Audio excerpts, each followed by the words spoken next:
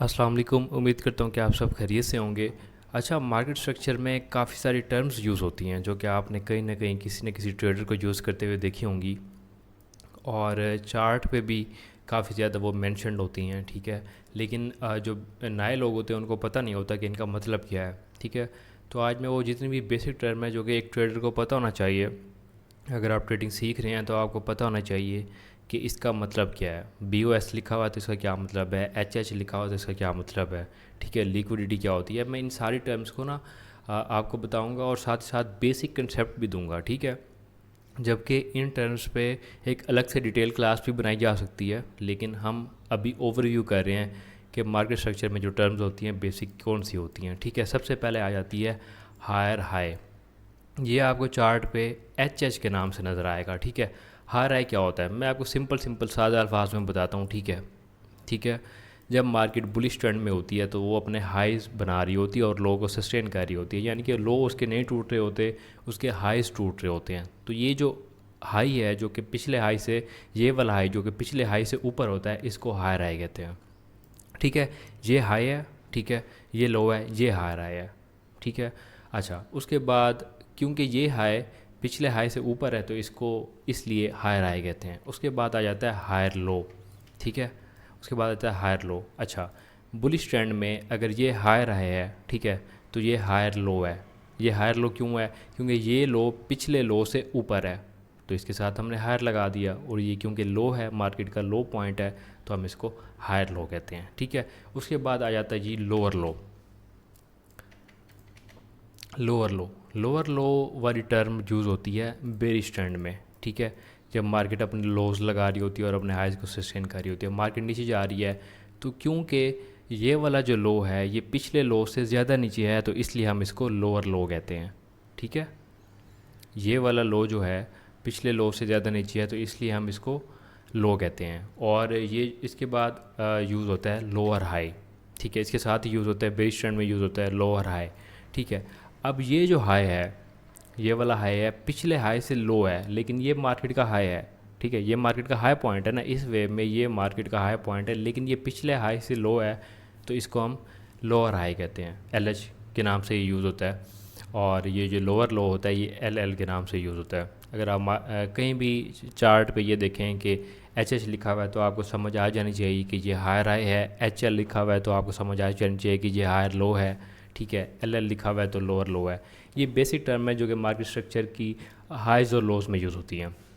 सही है, और अगर ये चीज़ें आपको कंफ्यूज कर रही हैं, जब मैंने शुरू किया था पढ़ने में तो ये चीज़ें मुझे भी कंफ्यूज करती थी, तो मैंने इनको ज़्यादा कम्प्लेक्स नहीं किया। ठीक है, मैं इसको लो हाई, कंफर्म हाई, इस तरह पढ़ता हूँ। ठीक है, इसी स्ट्रक्चर में भी अगर आप इसको एक दफ़ा याद कर लेंगे तो आपको ज़्यादा मसला नहीं होगा। ठीक है, उसके बाद जी एक टर्म आती है ब्रेक ऑफ स्ट्रक्चर। ठीक है, इसको हम रिमूव कर देते हैं। ब्रेक ऑफ स्ट्रक्चर BOS आपने अक्सर देखा होगा, BOS लिखा हुआ होता है, मेरे चार्ट पे भी मार्क होता है, क्योंकि अब पूरा ब्रेक ऑफ स्ट्रक्चर बंदा लिख नहीं सकता तो BOS होता है। BOS का मतलब होता है कि जब मार्केट अपना स्ट्रक्चर कोई भी कंफर्म स्ट्रक्चर ब्रेक करती है, ठीक है, तो वो ब्रेक ऑफ स्ट्रक्चर होता है। मार्केट ने ये वाला हाई ब्रेक किया, this is a break of structure, simple है। ठीक है, जब भी मार्केट अपना कंफर्म हाई या कंफर्म लो ब्रेक करती है तो वो ब्रेक ऑफ स्ट्रक्चर होता है। ठीक है, इसकी सिंपल सी डेफिनेशन यही है ब्रेक ऑफ स्ट्रक्चर, यानी कि स्ट्रक्चर टूट गया है। ठीक है, अच्छा, इसके साथ एक और टर्म यूज़ होती है चेंज ऑफ करेक्टर। चौक भी इसको कहते हैं। अब चौक किस वजह से कहते हैं मुझे समझ नहीं आती, लोग इसको चौक कहते हैं। This is a change of character, CHOCH। ठीक है, चेंज ऑफ करेक्टर ये होता है कि ब्रेक ऑफ स्ट्रक्चर से पहले आपको इंडिकेशन मिलती है जो, ठीक है, अब ब्रेक ऑफ स्ट्रक्चर इस तरह तो नहीं हो जाता ना। ठीक है, मार्केट इस तरह मूव करती है, इस तरह। तो मेन स्ट्रक्चर ब्रेक होने से पहले जो छोटा स्ट्रक्चर ब्रेक होता है, ठीक है, ये छोटा स्ट्रक्चर है ना, इंटरनल स्ट्रक्चर है, ये जो ब्रेक हुआ है, ये इंटरनल स्ट्रक्चर जो शिफ्ट हुआ है, इसको हम चेंज ऑफ करेक्टर कहते हैं। ठीक है, कि मार्केट का करेक्टर, मार्केट का रवैया चेंज हो गया है, ये चेंज ऑफ करेक्टर हुआ। इसके बाद मार्केट ने ये अपना हाई ब्रेक किया, ये ब्रेक ऑफ स्ट्रक्चर हो गया। ठीक है, पहले चेंज ऑफ करेक्टर होता है, ठीक है, फिर ब्रेक ऑफ स्ट्रक्चर होता है, ये बात आपने हमेशा याद रखनी है। ठीक है, चेंज ऑफ करेक्टर जो होता है वो इंटरनल स्ट्रक्चर का होता है। ब्रेक ऑफ स्ट्रक्चर जब आपका कोई बड़ा स्ट्रक्चर आपको विजिबल नज़र आ रहा हो कि ये मार्केट का बड़ा स्ट्रक्चर है, जब वो ब्रेक होता है तो वो ब्रेक ऑफ स्ट्रक्चर होता है। ठीक है, उसके बाद जी एक और टर्म यूज़ होती है मार्केट स्ट्रक्चर शिफ्ट। ठीक है। चेंज ऑफ करेक्टर और मार्केट स्ट्रक्चर शिफ्ट एक ही चीज़ है, आप इसको एक ही चीज़ काउंट किया करें, इन दोनों चीज़ों में कंफ्यूज होने की ज़रूरत नहीं है। ठीक है, आप चेंज ऑफ करेक्टर को भी मार्केट स्ट्रक्चर शिफ्ट कह सकते हैं। ठीक है। अच्छा जी, उसके बाद लिक्विडिटी। लिक्विडिटी क्या होती है? लिक्विडिटी का आपने बहुत सुना होगा कि लिक्विडिटी मार्केट की है, मार्केट का फ्यूल है। इस पे वैसे एक अलग वीडियो बनेगी, मैं बनाऊंगा भी सही, लेकिन फ़िलहाल हम क्योंकि बेसिक टर्म्स और उनकी डेफिनेशंस पढ़ रहे हैं कि जो आपको पता होने चाहिए और आपको उनका सीधा सीधा कंसेप्ट हो। एक बंदे को किसी चीज़ का कंसेप्ट क्लियर होता है ना, तो उसके लिए आगे पढ़ना और उस चीज़ को मज़ीद पढ़ना बहुत ज़्यादा आसान हो जाता है। लिक्विडिटी बेसिकली आपके स्टॉप लॉसेस होते हैं। सिंपल डेफिनेशन यही है कि जहाँ पे आपने ऑर्डर लगाया हुआ है, ठीक है, और जहाँ पे आपने स्टॉप लॉस लगाया हुआ है, वो लिक्विडिटी है। लिक्विडिटी लोगों के स्टॉप लॉस होते हैं। ठीक है, फॉर एग्जांपल जी, मार्केट इस तरह जा रही थी, ठीक है, अब यहाँ पे किसी ने बाय किया होगा ना, साफ तौर है यहाँ पे किसी ने बाय किया है, ये जो वेव लगी है बाय की, इसको कैप्चर करने के लिए, क्योंकि दिन में हज़ारों क्या लाखों करोड़ों लोग बाय सेल कर रहे होते हैं। ठीक है, इस मार्केट में बाइंग सेलिंग हर वक्त चल रही होती है। अब किसी ने यहाँ पे बाय किया है, साफ ज़ाहिर अगर आपने किसी ने यहाँ पे बाय किया है तो उसका स्टॉप लॉस भी तो यहीं पे होगा ना। सोचने वाली बात है, आप जब भी बाय करते हैं आपका स्टॉप लॉस भी तो होता है ना। आपका स्टॉप लॉस आपने ना लगाया हो, लेकिन आपके अपने अकाउंट का स्टॉप लॉस होता है, जो आपके जितना लॉस आपका पूरा अकाउंट में इक्विटी होती है, उतना अगर लॉस पहुँचता है तो आपका अकाउंट वॉश हो जाता है ना। ठीक है, आपने स्टॉप लॉस नहीं लगाया तो इसका मतलब ये नहीं है कि आप लिक्विडिटी का हिस्सा नहीं है, आपका पूरा अकाउंट लिक्विडिटी है। आपके अकाउंट में $600 पड़े हैं, जैसे ही $600 का लॉस पहुंचेगा आपका अकाउंट वॉश हो जाएगा ना, तो वो आपकी लिक्विडिटी है। ठीक है। अच्छा जी, आपने यहाँ पे स्टॉप लॉस लगाया, मार्केट आती है जी, इसको हंट करती है इस तरह से, फिर ऊपर जाती है, तो ये आपकी लिक्विडिटी हंट हुई है, ये आपकी लिक्विडिटी है। ठीक है, अगर आपने स्टॉप लॉस नहीं लगाया तो फॉर एग्जांपल आपका अकाउंट यहाँ पे वॉश होना है, बाय डिफ़ॉल्ट आपकी लॉट चल रही है, आपका लॉस चल रहा है, $600 का अकाउंट है, $100 का अकाउंट है, इस प्राइस पे वॉश होना है, तो ये लिक्विडिटी एरिया है या ये लिक्विडिटी है। ठीक है, लिक्विडिटी बायर्स के सेलर्स के स्टॉप लॉसेस को कहते हैं। ठीक है, जितने भी रिटेल ट्रेडर हैं, ये जितने भी जो भी ट्रेडिंग हो रही है, इनके जो स्टॉप लॉसेस होते हैं, ठीक है, जहाँ पे आपका लॉस होना होता है या आपका अकाउंट वॉश होना होता है, उसको लिक्विडिटी कहते हैं। ठीक है, बेसिक ये है। अच्छा जी, अब बाय साइड लिक्विडिटी के आगे दो टाइप्स होती हैं, BSL बाय साइड लिक्विडिटी, ठीक है, SSL सेल साइड लिक्विडिटी। ठीक है, इसकी आगे दो टाइप्स होती हैं। नाम से ही जाहिर हो रहा है कि जो बाय की लिक्विडिटी होती है, जो बाइंग की लिक्विडिटी होती है, ठीक है, अगर आपने बाय की ट्रेड ली है, जो बाय साइड की लिक्विडिटी होती है उसको BSL कहते हैं, बाय साइड लिक्विडिटी कहते हैं, और जो सेल साइड लिक्विडिटी होती है, जो सेल की ट्रेड्स की लिक्विडिटी होती है, उसको सेल साइड लिक्विडिटी कहते हैं। ठीक है। अच्छा जी, इसके बाद टर्म यूज़ होती है इक्वल हाइज और इक्वल लोस। ठीक है। अच्छा, ये भी बेसिकली लिक्विडिटी पॉइंट्स होते हैं। इक्वल हाइज का ये मतलब है कि जब मार्केट दो जगह इस तरह से, मार्केट ने एक हाई लगाया, नीचे आई, एक और हाई लगाया, फिर नीचे आ गई। ठीक है, अब ये क्योंकि बराबर हैं और हाइज हैं तो ये इक्वल हाइज हैं। ठीक है, ये क्योंकि बराबर है, इसकी भी मैं आपको टाइप समझाता हूँ कि इक्वल हाइज कौन से ज़्यादा यूज़फुल होते हैं, कौन से ज़्यादा अट्रैक्टिव होते हैं और कौन से ज़्यादा अट्रैक्टिव नहीं होते, लिक्विडिटी के लिहाज से कौन से ज़्यादा इंपॉर्टेंट होते हैं, कौन से नहीं होते। ठीक है, बेसिकली आप पहले ये समझ लेंगे इक्वल हाइज और लोज क्या होते हैं। ये क्योंकि हाइज है दोनों और दोनों बराबर होते हैं, ठीक है, तो ये आपके इक्वल हाइज हैं। इसी तरह जो लोज बराबर लगे होते हैं, मार्केट ने एक लो लगाया, ऊपर गई, ठीक है, अच्छा, मार्केट ने एक लो लगाया, ऊपर गई, फिर एक और लो लगाया, फिर ऊपर गई। अब ये क्योंकि इक्वल ही है ना, आमने सामने है, तो ये आपके इक्वल लोज हैं। ठीक है, अब इनमें जो सबसे ज़्यादा इम्पॉर्टेंट ये होते हैं, अगर आप इक्वल हाई देख रहे हैं, ठीक है, वो इम्पॉर्टेंट इक्वल हाई अगर मार्केट ने इस तरह का बनाया कि उसका जो पिछला लो है वो ऊपर है और ये वाला लो है वो ऊपर पिछले से नीचे है, तो ये आपका सबसे ज़्यादा इम्पॉर्टेंट एरिया होता है। बहुत ज़्यादा चांसेस होते हैं कि मार्केट इसको ग्रैब करेगी जाके। ठीक है, क्योंकि सादा इसका मतलब ये है ना कि मार्केट अगर यहाँ पे मूव कर रही है तो इसका मतलब यहाँ पे भी स्टॉप लॉस पड़े हैं। ठीक है, यहाँ पे लिक्विडिटी पड़ी है और उसके पास यहाँ पे भी लिक्विडिटी पड़ी है, क्योंकि मार्केट यहाँ पे पहले नहीं गई।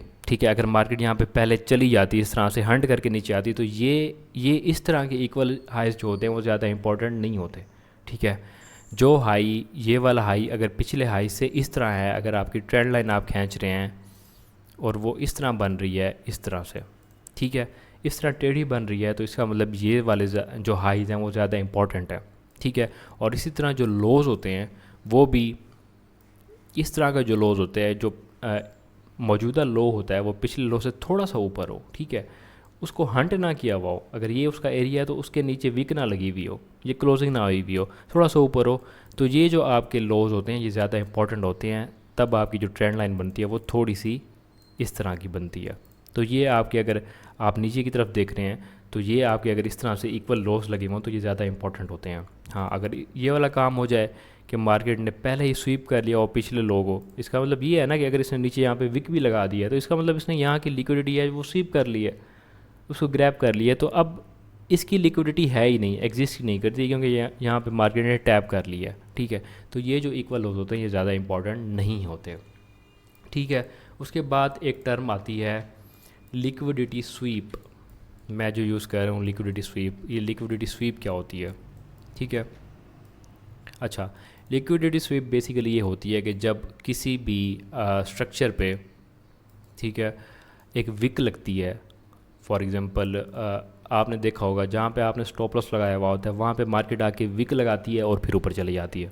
ऐसा होता है ना, एक सेकंड में विक लगाती है, आपका स्टॉप लॉस हिट होता है और मार्केट वापस ऊपर चली जाती है, तो उसको लिक्विडिटी स्वीप कहते हैं। फॉर एग्ज़ाम्पल जी, ये एरिया है, ठीक है, बना लेते हैं इसको, ये एरिया है, आपने यहाँ से जी बाय की ट्रेड एग्जीक्यूट की हुई है, इस तरह से आपने बाय की ट्रेड एग्जीक्यूट की हुई है, ये आपका स्टॉप लॉस है, ये आपका टीपी है। अब मार्केट क्या करती है, मार्केट आती है यहाँ से ही, ठीक है, यहाँ पे एक विक लगाती है और फिर ऊपर चली जाती है, और इस तरह से ऊपर चली जाती है, आपके प्रॉफिट तक चली जाती है, टीपी तक चली जाती है। तो ये जो ये विक लगी हुई है ना आपके स्टॉप लॉस पे, ठीक है, या किसी भी एरिया में, ये आपके किसी भी जोन पे हो सकती है, इस जोन के नीचे हो सकती है, ठीक है, तो इसको लिक्विडिटी स्वीप कहते हैं। ये बेसिकली जो लंबी लंबी विक्स आप देखते हैं ना चार्ट पे, जो लंबी लंबी विक्स आप देखते हैं, तो ये लिक्विडिटी स्वीप होती है, ठीक है। मैं आपको दिखाता हूँ, चार्ट पे भी दिखा देता हूँ। अब ये यहाँ पे क्या हुआ है, इस कैंडल के ऊपर लोगों के जो सेल कर रहे थे, यहाँ से मार्केट ने सेल जाना था, जो लोग यहाँ से सेल करके बैठे थे उन्होंने, फॉर एग्जांपल आपने यहाँ से सेल किया है, तो आप क्या करेंगे, आप इसी कैंडल के ऊपर भी स्टॉप लॉस रख देंगे, को लोग रख देते हैं। तो मार्केट ने क्या किया, विक लगाई वहाँ पे, स्टॉप लॉस ग्रैब किया और वापस नीचे आ गई, तो इसको लिक्विडिटी स्वीप कहते हैं। बेसिकली ये इस सारे एरिया की लिक्विडिटी स्वीप हुई है। इसको लिक्विडिटी हंट भी बोलते हैं, लिक्विडिटी स्वीप भी बोलते हैं, लिक्विडिटी ग्रैब भी बोलते हैं, ठीक है। ये लोगों ने अलग अलग नाम निकाल के कंफ्यूज किया हुआ होता है, लेकिन ये सारी सिमिलर चीज़ें हैं, एक ही चीज़ें हैं। अगर आप ये चीज़ें आपको कंफ्यूज करती हैं तो आप इनको एक ही बेसिक जो इनका मेन कंसेप्ट है उसी को याद रखें, तो भी काफ़ी है। ये लिक्विडिटी स्वीप ये होती है, ठीक है।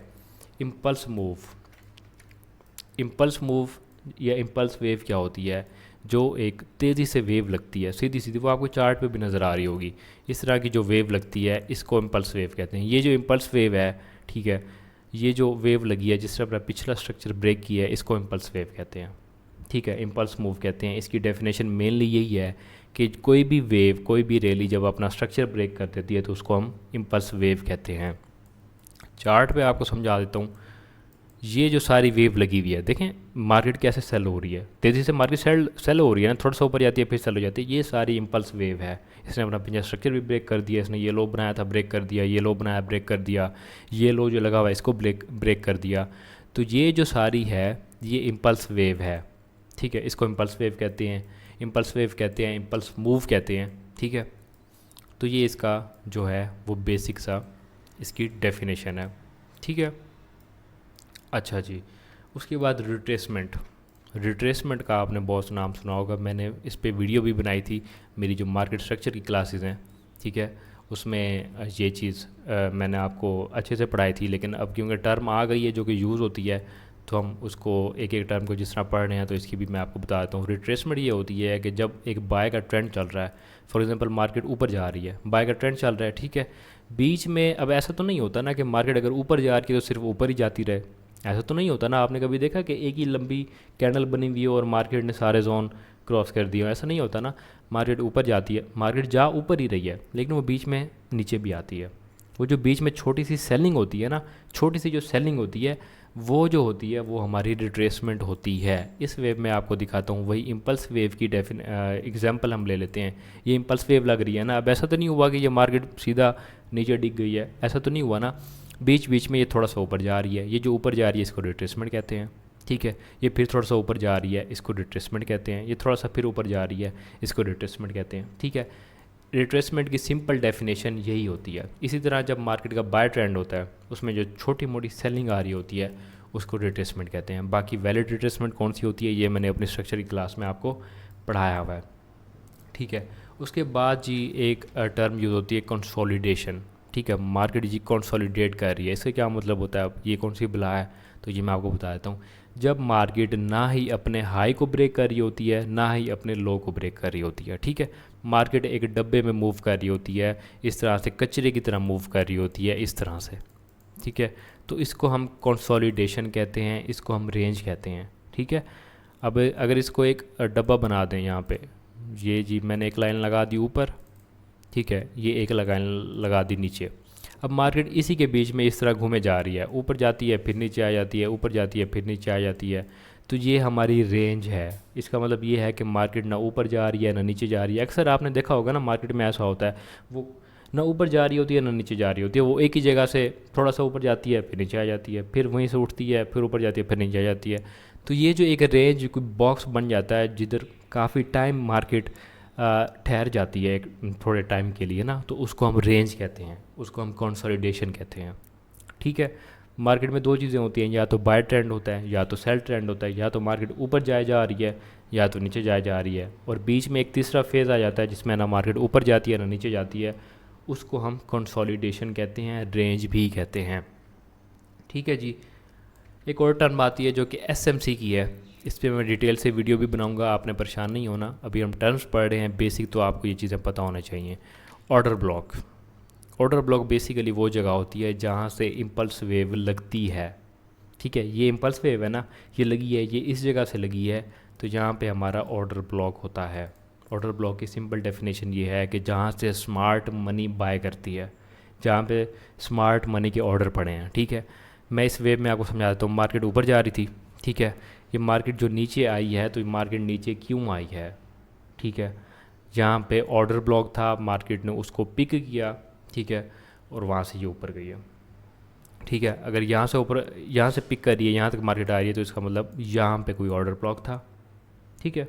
बेसिकली ऑर्डर ब्लॉक मैं आपको सिंपल बता देता हूँ कि order block, supply demand, support resistance, ये मिलती जुलती चीज़ें हैं, इसमें से कंफ्यूज होने की ज़रूरत नहीं है। आपका जो डिमांड एरिया होता है वही आपका ऑर्डर ब्लॉक भी होता है, वही आपका सपोर्ट एरिया भी होता है, ठीक है। और जो आपका रेजिस्टेंस का एरिया होता है वही आपका सप्लाई एरिया भी होता है, ठीक है। तो ऑर्डर ब्लॉक की सिंपल डेफिनेशन ये है कि वो जगह जहाँ से मार्केट अपनी रैली लगाती है और अपना स्ट्रक्चर ब्रेक करती है, उसको ऑर्डर ब्लॉक कहते हैं। बेसिकली इसकी आइडेंटिफिकेशन क्या होती है, जब मार्केट अपनी पिछली कैंडल को इनगल्फ कर लेती है। बेसिकली ये मान लें कि रेड कैंडल है, ठीक है, ये रेड कैंडल है, ठीक है। ऑर्डर ब्लॉक हमेशा या तो सपोर्ट पे आपको नज़र आएगा या तो रेजिस्टेंस पे नज़र आएगा। बीच में जो ये चीज़ें बन रही होती हैं ये ऑर्डर ब्लॉक नहीं होते। ऑर्डर ब्लॉक की डेफिनेशन, इसको पहचानने का भी तरीका मैं आपको बता देता हूँ। लोग ये नहीं पढ़ाते, लेकिन मैं आपको बता देता हूँ कि ऑर्डर ब्लॉक या तो आपने सपोर्ट एरिया पे देखना है या तो रेजिस्टेंस एरिया पे देखना है, ठीक है। बीच में ये चीज़ें बन रही होती हैं लेकिन वो ऑर्डर ब्लॉक नहीं होते, ठीक है। हर ऑर्डर ब्लॉक भी वैलिड नहीं होता। अच्छा जी, ये एक रेड कैंडल थी, ये सपोर्ट एरिया पे बनी। अगली कैंडल ने एक ग्रीन कैंडल थी, मोमेंटम कैंडल थी, उसने इसको जी इनगल्फ कर लिया इस तरह से। इनगल्फ का मतलब ये होता है कि इसने इस कैंडल को अपने अंदर समा लिया, ठीक है, पूरा का पूरा कवर कर लिया, ठीक है। उसके बाद क्या हुआ, अब ये ऑर्डर ब्लॉक नहीं है हमारा। ऑर्डर ब्लॉक को अच्छे से पढ़ना चाहिए, क्योंकि ये अगर आप गलत मार्क करेंगे चार्ट पे तो फिर आप तो गलत ट्रेड लेते रहेंगे। अच्छा जी, ये इनगल्फ हो गया। अब इसके बाद इसको वैलिड ऑर्डर ब्लॉक पहचानने का ये तरीका है कि जैसे ये इनगल्फ होगा उसके बाद बहुत सारी ग्रीन कैंडल्स बनेंगी। इसमें रेड भी बन सकती हैं, लेकिन इम्पल्स वेव लगेगी इसके बाद। वैलिड ऑर्डर ब्लॉक वो होता है जिसके बाद एक इम्पल्स वेव लगती है, ठीक है। इस तरह इम्पल्स वेव लगती है, बीच में चलें एक आध कैंडल हम रेड भी रख लेते हैं ताकि आपको कन्फ्यूजन ना हो। एक इम्पल्स वेव लगती है और वो अपना स्ट्रक्चर ब्रेक कर देती है, ठीक है। पीछे ये वाला स्ट्रक्चर था, जहाँ पे जी एक स्ट्रक्चर था, उसको मार्केट ने ब्रेक कर दिया, ठीक है। तो ये इसका मतलब ये है कि ये हमारा वैलिड ऑर्डर ब्लॉक है, ठीक है। वैलिड ऑर्डर ब्लॉक की निशानी मैं आपको बता देता हूँ, वो होती है जब मार्केट अपना पिछला कोई भी स्ट्रक्चर ब्रेक करती है और इम्पल्स वेव लगती है, ठीक है। सबसे पहली निशानी ये है कि पिछली कैंडल इनगल्फ होगी मोमेंटम कैंडल के साथ, जैसे ही वो इनगल्फ होगी ऐसे समझो जहाँ से ऑर्डर उठ गए हैं, ठीक है। इसके बाद मार्केट तेज़ी से मूव करेगी, इम्पल्स वेव लगेगी और वो अपना पिछला स्ट्रक्चर ब्रेक कर देगी। तो इसका मतलब ये है कि ये हमारा ऑर्डर ब्लॉक है और ये हमारा वैलिड ऑर्डर ब्लॉक है। अगर मार्केट अपना स्ट्रक्चर ब्रेक नहीं करती तो इसका मतलब ये है कि ये हमारा ऑर्डर ब्लॉक वैलिड नहीं है और हमने इस पर ट्रेड नहीं लेनी, ठीक है। जब वो स्ट्रक्चर ब्रेक करती है, इनगल्फ किया हुआ होता है, रैली लगती है, तो हम फिर इस एरिया को मार्क कर लेते हैं कि ये जी हमारा ऑर्डर ब्लॉक है। मार्केट जब वापस आएगी इसके ऊपर इसको टैप करके हमें कोई ना कोई रिएक्शन देखने को मिलेगा, ठीक है। तो ऑर्डर ब्लॉक की डेफिनेशन ये है, सिंपल डेफिनेशन ये है, ठीक है। अच्छा जी, उसके बाद आ जाते हैं ब्रेकर ब्लॉक। ब्रेकर ब्लॉक क्या होता है? जब ये ऑर्डर ब्लॉक फेल हो जाता है तो ये ब्रेकर ब्लॉक बन जाता है, ठीक है। इसकी सिंपल डेफिनेशन ये है जी, यहाँ पे रेड कैंडल बनी, मार्केट ने इंगल्फ किया, इम्पल्स वेव भी लगी, लेकिन क्या हुआ जी, मार्केट ने अपना स्ट्रक्चर ब्रेक नहीं किया। मार्केट ने अपना स्ट्रक्चर ब्रेक नहीं किया, मार्केट नीचे आ गई इस तरह से जी। मार्केट रेड कैंडल बनाते हुए नीचे आ गई और अल्टीमेटली मार्केट ने क्या किया, जो अपना ऑर्डर ब्लॉक था उसको भी फेल कर दिया, उसके नीचे क्लोजिंग कर दिया, ठीक है। ये हमारा ऑर्डर ब्लॉक था, मार्केट का ये स्ट्रक्चर था, इसको ब्रेक करना चाहिए था, ठीक है। मार्केट ने ब्रेक नहीं किया, मार्केट वापस आ गई, ठीक है। मार्केट ने इसके नीचे क्लोजिंग कर दी। अब ये हमारा फेल्ड ऑर्डर ब्लॉक है और इसको हम अब ब्रेकर ब्लॉक कहेंगे, ठीक है। जैसे सपोर्ट रेजिस्टेंस में कन्वर्ट हो जाती है ना, ये उसी तरह काम करता है। अब ये हमारा ऑर्डर ब्लॉक जो कि बुलिश ऑर्डर ब्लॉक था, यहाँ से हमने बाय देखनी थी इसके नीचे आने पे, लेकिन क्योंकि ये फेल हो गया, इसने अपना स्ट्रक्चर ब्रेक नहीं किया और मार्केट ने इसके नीचे क्लोजिंग कर दिया, तो अब ये हमारी सेल के तौर पे काम करेगा। जो ब्रेकर ब्लॉक होगा ये हमारा सेल के तौर पे काम करेगा। अब हम ये एक्सपेक्ट करेंगे जब मार्केट वापस इसके ऊपर जाएगी, इसको टैप करेगी इस तरह से, ये मैं ग्रीन कैंडल बना देता हूँ, ठीक है। इसको टैप करके इस तरह से, तो यहाँ से हमें सेलिंग का मूव मिलेगा, क्योंकि ये जो हमारे बायर थे ये हमारे सेलर में कन्वर्ट हो चुके हैं। अब इसको टैप करेगी तो फिर मार्केट जी नीचे आ जाएगी, ठीक है। हम ब्रेकर ब्लॉक को बेसिकली इस तरह यूज़ करते हैं, इस तरह ट्रेड करते हैं। और मेरी नज़र में ऑर्डर ब्लॉक को ट्रेड नहीं करना चाहिए, ठीक है। अगर अनटिल आप बहुत ज़्यादा एक्सपर्ट नहीं है, आप ब्रेकर ब्लॉक को ट्रेड करें, ठीक है। ऑर्डर ब्लॉक बना है, आप वेट करेंगे ये फेल हो, क्योंकि ये जब फेल हो जाता है तब इसकी चांसेस इसके चलने के बढ़ जाते हैं, ठीक है। ये मार्केट ने इसको फेल कर दिया, अब आपको कंफर्म हो गया ये ऑर्डर ब्लॉक था, ये इसने फेल कर दिया, ठीक है। अब यहाँ से सेलिंग आएगी, क्योंकि मार्केट ने इम्पल्स वेव डाउन साइड पे लगा दिया, आपके पास कंफर्मेशन आ गई कि मार्केट नीचे आ रही है, ठीक है। और आपने कहाँ से ट्रेड लेनी है, आपके पास जोन है पहले से, आपके पास ऑर्डर ब्लॉक है, आपके पास कंफर्मेशन आ गई कि भाई मार्केट ने इसको टैप करना है, फिर वापस नीचे गिर जाना है, ठीक है। तो कुछ लोग बल्कि काफ़ी सारे ट्रेडर्स होते हैं जो सिर्फ ब्रेकर ब्लॉक को ही ट्रेड करते हैं, वो ऑर्डर ब्लॉक को ट्रेड नहीं करते। वो ऑर्डर ब्लॉक बनने पे खुश होते हैं कि ये बने, ये फेल हो, ठीक है, फिर मार्केट इसको टैप करे, फिर हम डाउन की ट्रेड लें, ठीक है। और यही चीज़ जो है वो आप इसको बाइंग सिनेरियो में और सेलिंग सिनेरियो में वाइस वर्सा कर सकते हैं, कन्वर्ट कर सकते हैं। जो भी ट्रेडिंग की चीज़ होती है वो बाय में भी यूज़ हो जाती है, उसको उल्टा कर लें तो वो सेलिंग में यूज़ हो जाएगी, ठीक है। तो ये मैंने आपको बेसिक कंसेप्ट ऑर्डर ब्लॉक का भी समझा दिया, ब्रेकर ब्लॉक का भी समझा दिया। उसके बाद आ जाता है सप्लाई जोन। मैंने जैसे पहले आपको बताया, ठीक है, सप्लाई जोन या रेजिस्टेंस एक ही चीज़ होती है, ठीक है।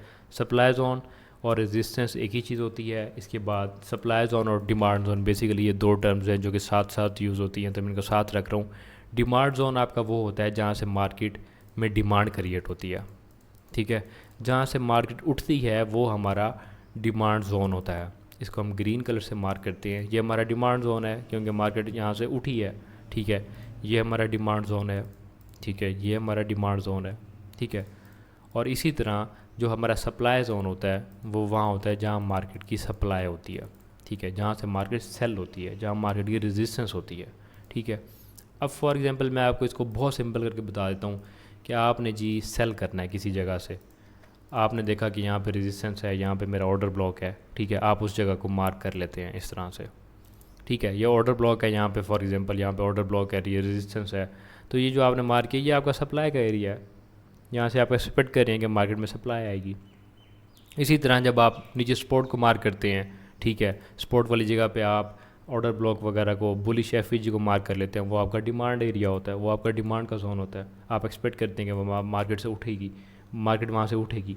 तो ये बहुत बेसिक चीज़ें हैं, इसकी जो इतनी एक्स्ट्रा चीज़ें इसको बना के पेश किया हुआ होता है, तो मुझे समझ नहीं आती कि क्यों इतना ज़्यादा लोगों को फंसाया हुआ होता है इस चीज़ में। ये सिंपल चीज़ें हैं, जो आपका डिमांड एरिया होता है वहाँ से मार्केट को आप बाय करते हैं, जो आपका सप्लाई जोन होता है वहाँ से आप मार्केट को सेल करते हैं, डिमांड जोन को सपोर्ट का एरिया भी आप कह सकते हैं, ठीक है। आप अपना बुलिश ऑर्डर ब्लॉक भी कह सकते हैं, आप अपना बाइंग एरिया भी कह सकते हैं कि यहाँ से मैं बाइंग करूँगा, आप सप्लाई जोन को रेजिस्टेंस का एरिया भी कह सकते हैं, ठीक है। तो ये वो टर्म्स हैं जो को जितना भी आप सिंपल इसको रखें उतना आपके लिए बेहतर है। अच्छा जी, उसके बाद आ जाता है फेयर वैल्यू गैप, FVG। ये भी ऑर्डर ब्लॉक के साथ यूज़ होती है बेसिकली, ठीक है। जहाँ पे ऑर्डर ब्लॉक और FVG साथ हों तो वो आपका ज़्यादा अच्छा एरिया होता है। अब जी fair value gap basically gap होता है, ठीक है। ये 3 कैंडल का पैटर्न है, ये 3 कैंडल के बीच में गैप होता है। आप इसकी डेफिनेशन हमेशा याद रखें, it is a 3 candle pattern, ठीक है। 3 कैंडल्स के बीच में ये गैप होता है। मैं आपको चार्ट पे इसकी एग्जांपल दिखा देता हूँ। अच्छा जी, ये एक कैंडल हो गई, ये 2 कैंडल हो गई, ये 3 कैंडल हो गई। इन 3 कैंडल के बीच में ये जो गैप है इसको FVG कहते हैं। बस इसकी यही डेफिनेशन है, ठीक है। फेयर वैल्यू गैप यही होता है, ठीक है। ये बाय की कैंडल है, ठीक है। अगर विक्स होंगी तो आप विक्स को काउंट करेंगे, अगर विक नहीं है तो आप बॉडी टू बॉडी काउंट करेंगे। 1 2 3, ये 3 कैंडल हैं, ठीक है। इसके बीच में जो गैप है ये FVG है, ठीक है। 3 रेड कैंडल के बीच में जो गैप होगा वो बेरिश FVG होगा, ठीक है। और जो 3 ग्रीन कैंडल के बीच में जो गैप होगा वो हमारा बुलिश FVG होगा, ठीक है। ये 3 कैंडल्स हैं, या चलें आपकी आसानी के लिए ये वाली 3 कैंडल मार्क कर लेते हैं। ये सारे गैप्स हैं, ये 3 कैंडल हैं, 1 2 3, ये हमारा बुलिश FVG है, ये ग्रीन FVG है हमारा, ये हमारे बाय करने की जगह है, ठीक है। इससे ऊपर ये वाला गैप है। अब फेयर वैल्यू गैप तो चार्ट में बहुत सारे बन रहे होते हैं, कौन सा वैलिड है ये बात की बात है, अभी आप सिर्फ कंसेप्ट समझ लें, ठीक है। ये हमारा 3 कैंडल के बीच में ये जो गैप होता है ये हमारा FVG होता है, ठीक है। ग्रीन कैंडल के बीच में FVG जो होता है वो बुलिश FVG होता है, जो रेड कैंडल के बीच में गैप होता है वो बेरिश FVG होता है, ठीक है। अब ये गैप है, इसके अलावा आप इस गैप को भी मार्क कर लें, ये भी गैप है, ठीक है। बेशक विक नहीं है लेकिन बॉडी के बीच में तो गैप है ना, तो अब ये आपका गैप है, FVG है, ठीक है। उसके बाद ये जो हमारा गैप है ये भी हमारा FVG है, ठीक है। और FVG में एक और फिर आगे इसकी टाइप्स आती हैं, मिटिगेटेड FVG। मिटिगेटेड FVG होता है, मिटिगेटेड का मतलब ये है कि अगर कोई जोन है, कोई FVG है, उसमें अगर कोई विक लग जाती है, वो टैप हो जाता है, तो वो आपका मिटिगेट हो जाता है। अब चाहे वो ऑर्डर ब्लॉक है चाहे वो FVG है। फॉर एग्जांपल यहाँ पे जी FVG था, ये FVG था, 2 कैंडल के बीच में गैप था, इसमें ये विक लग गई है तो ये गैप मिटिगेट हो गया, ठीक है। ये हमारा डाउन साइड का गैप था, ये हमारा बेरिश गैप था, ठीक है। ये आपको देखने से पता लग रहा है ना, ये बेरिश गैप था। कैंडल के कलर्स की भी आपको मैंने निशानदेही बता दी है, डायरेक्शन भी बता दी है। जो नीचे की तरफ मार्केट आ रही होगी वो बेरिश होगी, ऊपर की तरफ जो जा रही होगी वो बुलिश FVG होगा। अब ये जी ये गैप था, इसके बीच में ये विक लग गई है तो ये मिटिगेट हो गया। अब ये हमारा मिटिगेटेड FVG है। इसी तरह अल्हम्दुलिल्लाह, इसी तरह जो बुलिश ऑर्डर ब्लॉक होता है, जो कोई भी ऑर्डर ब्लॉक है, अगर उसमें विक लग जाए, उसमें जाके कैंडल क्लोज हो जाए, तो वो हमारा मिटिगेटेड ऑर्डर ब्लॉक होता है, यानी कि वो हमारा ऑर्डर ब्लॉक चल चुका है, ठीक है। अच्छा जी, इसकी एग्जांपल मैं आपको एक और भी दिखा देता हूँ। ये हमारा बुलिश फेयर वैल्यू गैप था, ठीक है। ये हमारा फेयर वैल्यू गैप था, ठीक है। अब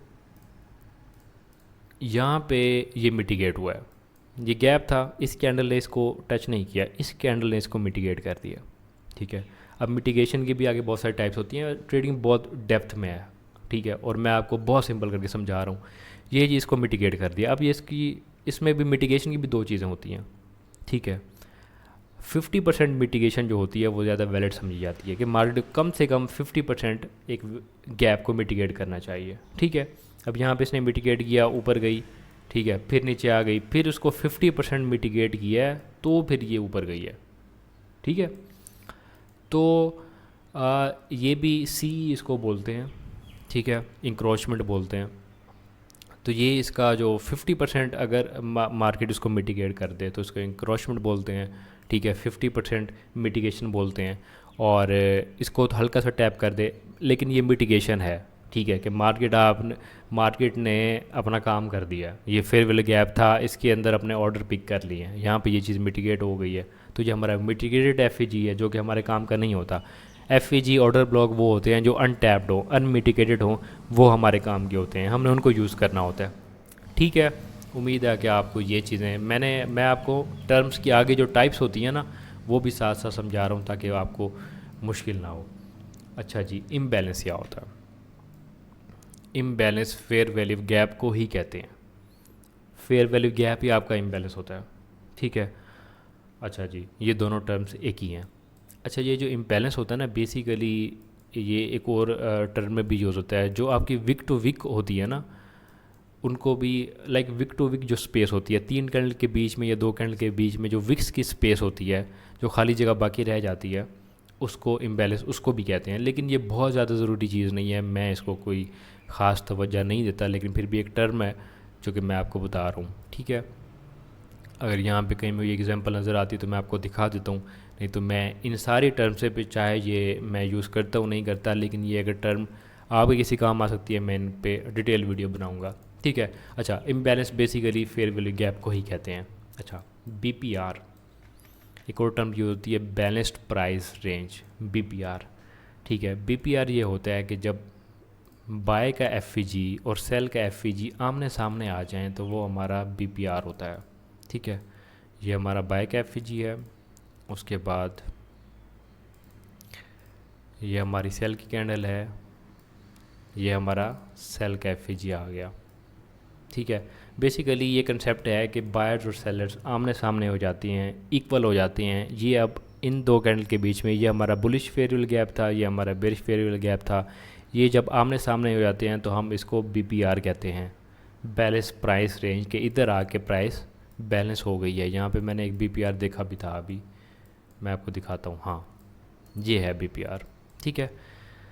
ये जी बाय का फेयर वैल्यू गैप है, ये सेल का फेयर वैल्यू गैप है। अब ये दोनों आमने सामने हो गए हैं तो ये हमारा बीपीआर है, ठीक है। मार्केट ने इसको टैप किया, अगर ये ऊपर की तरफ बन जाए बीपीआर तो ये हमारा बेरिश बीपीआर होता है, ठीक है। इस तरह बन जाए ऊपर तो ये हमारा बेरिश बीपीआर होता है, नीचे बन जाए तो ये हमारा बुलिश बीपीआर होता है, ठीक है। वहाँ से हम बाय की एंट्री देखते हैं। अब ये जी आमने सामने हो गई, ये कैंडल इसने नीचे इसको क्लोज कर दिया। बेसिकली जब बेरिश बीपीआर पे ये होता है कि जब मार्केट अपना बुलिश एफईजी को ब्रेक कर दे डाउन साइड पे तो आपका बेरिश बीपीआर बन जाता है। आपको ये समझ जाना चाहिए कि अब सेलर्स ने यहाँ पे कंट्रोल कर लिया है तो हम यहाँ से सेल की एंट्री देखेंगे, ठीक है। यहाँ पे बीपीआर बना है, ठीक है, इसने नीचे क्लोजिंग कर दी है, इस कैंडल के नीचे क्लोजिंग कर दिया है, इस फेयर वैल्यू गैप को फनाह कर दिया, तबाह बर्बाद कर दिया, ठीक है। तो उसके बाद जो मार्केट ने इसके अंदर टैप किया और वापस नीचे आप देख रहे हो, ठीक है, मार्केट ने इसके अंदर टैप किया है। अच्छा, ये BPR basically fair value gap की टाइप है, ठीक है, जो कि फिल होती है, ये भी मिटिगेट होता है, ठीक है। ये कोई बहुत ज़्यादा मुश्किल टर्म नहीं है, ये भी बेसिकली एक जोन होता है जहाँ से आपने एंट्री लेनी होती है, ठीक है। ये जैसे मार्केट ने नीचे क्लोज किया ये बीपीआर बन गया, आपने इसको इस तरह के जोन को मार्क कर लिया। आपने ये सारा मार्क नहीं करना होता, आपने इसको विक टू विक मार्क करना होता है। जैसे मैंने विक टू विक मार्क किया ना, अब इसकी विक तो नीचे आप कहेंगे इसको मैं सारा मार्क करूँ, नहीं, ठीक है। आपने ये वाला जो गैप होता है, जो दोनों का गैप हो, अब अगर आप इसको नीचे मार्क करेंगे, नीचे आ जाएंगे तो ये तो इधर तो विक लगी हुई है पहले से, तो ये तो ना हुआ ना, गैप तो ना हुआ। नेक्स्ट कैंडल क्लोज हुई है, उसके बाद ये बीपीआर बना है, तो ये हमारा इस तरह बीपीआर है। ये 3 पैनल पैटर्न इस तरह और 3 पैनल कैंडल पैटर्न इस तरह, ठीक है। तो ये हमारा बीपीआर है, इसको हमने मार्क कर लेना होता है और हर जोन के सेंटर से या स्टार्टिंग ऑफ द जोन से ट्रेड लेते हैं। ये तो आपको पता है, अगर आप मेरे से ट्रेड कर रहे हैं तो आपको पता है कि मैं ट्रेड या तो स्टार्टिंग ऑफ द जोन से लेता हूँ या मिड ऑफ द जोन से लेता हूँ, जिसे 50% एरिया इंक्रोचमेंट एरिया भी कहते हैं। ठीक है, अगर मैं गलत नहीं हूँ तो। ठीक है, अच्छा, ये जी मार्केट ने इस पर टैप किया और वापस यहाँ से नीचे आ गई, तो BPR इसी को ही कहते हैं। ठीक है, जब बुलिश एफईजी और बेरिश एफईजी आपस में आमने सामने हो जाते हैं तो वो हमारा BPR बन जाता है। उसके बाद एक टर्म आती है प्रीमियम जोन और डिस्काउंटेड जोन। ये दो टर्म हैं जो कि साथ साथ यूज़ होती हैं। बेसिकली प्रीमियम जोन वो होता है, ठीक है, फॉर एग्ज़ाम्पल गोल्ड की प्राइस टॉप पे है।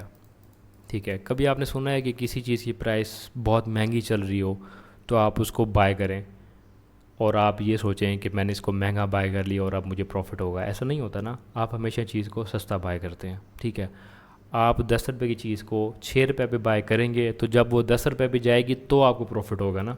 ऐसा तो नहीं है कि आप 10 की चीज़ 15 रुपये में बाय कर लें, उसकी असल प्राइस 10 रुपये हो, 15 पे आपने बाय कर लिया और आप सोचेंगे अब ये 20 पे जाएगी तो मुझे प्रॉफिट होगा। ऐसा तो नहीं होता ना। आप हमेशा किसी भी चीज़ को सस्ता बाय करते हैं। जितने भी बिजनेसमैन होते हैं, ये जो होलसेल प्राइस होती है, ये क्या होती है? ये हमारी डिस्काउंटेड प्राइस होती है एक तरह की।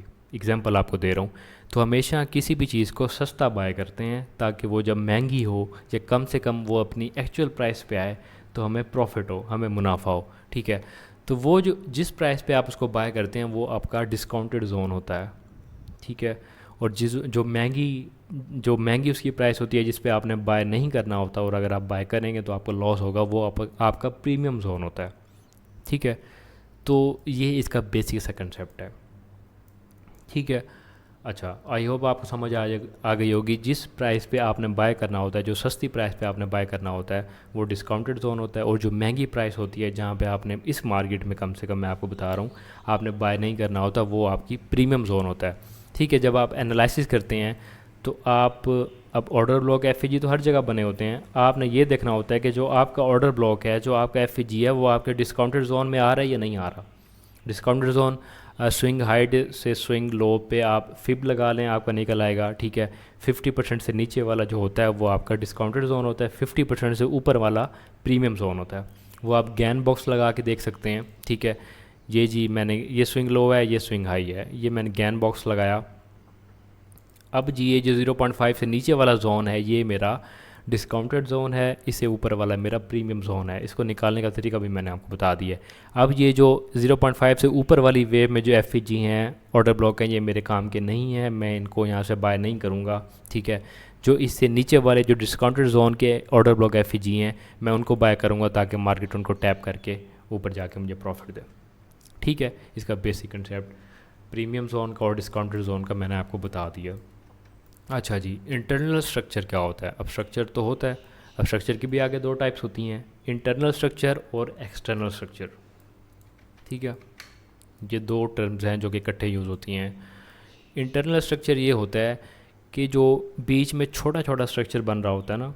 ठीक है, मार्केट बहुत बड़ा बड़ा स्ट्रक्चर नहीं बनाती।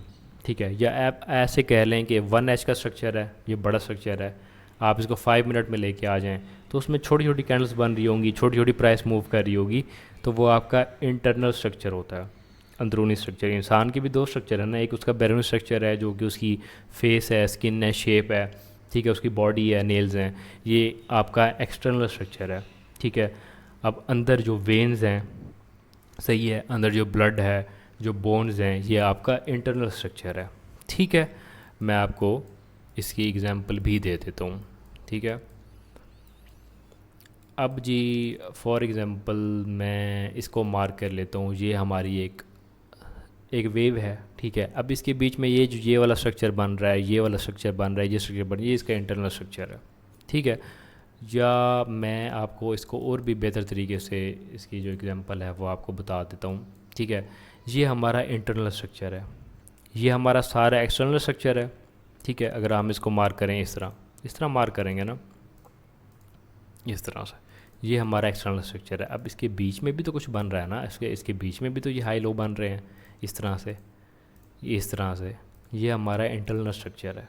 ठीक है, हमने एक्सटर्नल स्ट्रक्चर तो पूरा पूरा मार्क कर लिया इस तरह से जी, यहाँ से उठे इस तरह, ये हमारा एक्सटर्नल स्ट्रक्चर बन गया, लेकिन इसके बीच में भी तो हाइज और लोज छोटे छोटे बन रहे हैं, तो ये हमारा इंटरनल स्ट्रक्चर होता है। ठीक है, तो ये आपको मैंने एक बेसिक एग्जांपल दे दी है इंटरनल स्ट्रक्चर की और एक्सटर्नल स्ट्रक्चर की। एक्सटर्नल स्ट्रक्चर जो होता है वो बैरोनी स्ट्रक्चर होता है, बड़ा स्ट्रक्चर होता है, और इंटरनल स्ट्रक्चर जो होता है वो आपका छोटा स्ट्रक्चर होता है। अच्छा जी, पॉइंट ऑफ इंटरेस्ट हमारी जो आज की वीडियो की आखिरी टर्म है, ये 40 मिनट्स के अराउंड वीडियो होने वाली है। ठीक है, पॉइंट ऑफ इंटरेस्ट वो होता है जहाँ से आप इंटरेस्टेड होते हैं किसी भी स्टॉक को, किसी भी मार्केट को, किसी भी पेयर को बाय करने में या सेल करने में। पॉइंट ऑफ इंटरेस्ट का मतलब ये है कि वो पॉइंट जहाँ पे आप इंटरेस्टेड हैं, आप, मैं, retail trader, hedge funds, SMC, ठीक है, स्मार्ट मनी, जो भी है, वो पॉइंट होता है जहाँ पे लोग इंटरेस्टेड होते हैं बाय करने को।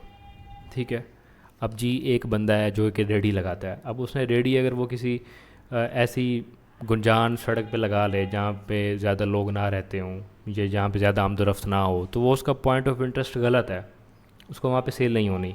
उसका पॉइंट ऑफ इंटरेस्ट क्या है? एक बंदा जो रेडी लगाता है उसका पॉइंट ऑफ इंटरेस्ट क्या है? स्कूल के बाहर, किसी मार्केट के बाहर, ठीक है, किसी कॉलेज के बाहर, क्योंकि वहाँ पे रश है ना, वहाँ पे उसके ग्राहक आने हैं, तो वो उसका पॉइंट ऑफ इंटरेस्ट वही है। ठीक है, तो पॉइंट ऑफ इंटरेस्ट वो जगह होती है जहाँ पे आप इंटरेस्टेड हैं किसी भी स्टॉक को बाय करने में या सेल करने में। ठीक है, अब फॉर एग्जांपल मैं आपको इसकी सीधी सीधी एग्जांपल बता देता हूँ। ये जी मैंने एक जोन मार्क किया है, प्राइस यहाँ पे है, यहाँ पे है, यहाँ पे है, लेकिन मैंने ये वाला जोन मार्क किया कि भाई प्राइस यहाँ पे आएगी तो मैं बाय करूँगा, तो ये मेरा POI है, ये मेरा पॉइंट ऑफ इंटरेस्ट है। मैंने ये वाला पॉइंट ऑफ इंटरेस्ट मार्क नहीं किया, इस जगह पे मैं इंटरेस्टेड नहीं हूँ बाय करने में, ये बहुत ऊपर है, ये बहुत लाइक महंगी प्राइस है, मुझे यहाँ पे फ़ायदा नज़र नहीं आ रहा। मैं चाहता हूँ कि मार्केट की प्राइस नीचे आए, मैं उसको यहाँ से बाय करूँ, ये मुझे एरिया अच्छा लग रहा है। ठीक है, ये हमारा स्पोर्ट का एरिया है, ये हमारा ऑर्डर ब्लॉक और FAG का एरिया है, तो ये मेरा POI है, मैंने इसको मार्क कर लिया है, इट इज़ माई POI, ये मेरा पॉइंट ऑफ इंटरेस्ट है बाइंग का।